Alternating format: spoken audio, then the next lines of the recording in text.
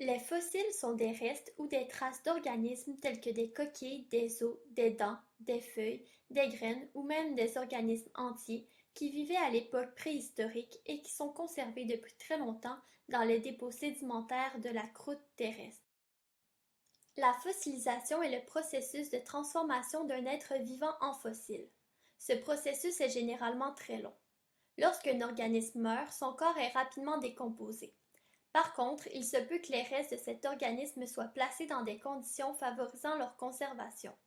On parle alors de fossilisation.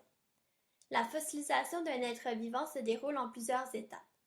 Tout d'abord, il y a la mort de l'organisme vivant qui se dépose en surface de la lithosphère. Celui-ci est exposé à l'air libre ou bien se retrouve au fond de l'océan.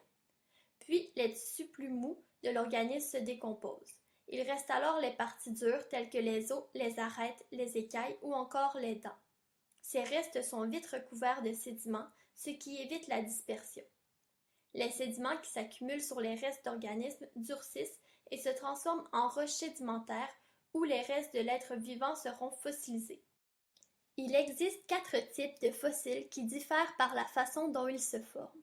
Les fossiles pétrifiés sont des restes d'organismes qui durcissent lors de leur fossilisation. On ne retrouve que les tissus durs de ces organismes.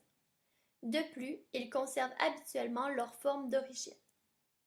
Les fossiles moulés ont déformé la roche tout autour.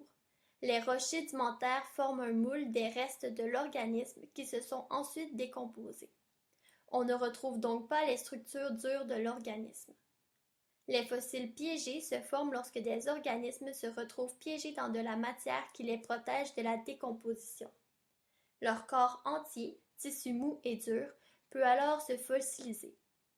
Les traces fossilisées sont des traces laissées par un organisme ayant vécu autrefois sur un sol mou. Ce sol s'est durci au cours des années, conservant ainsi les traces laissées par l'organisme.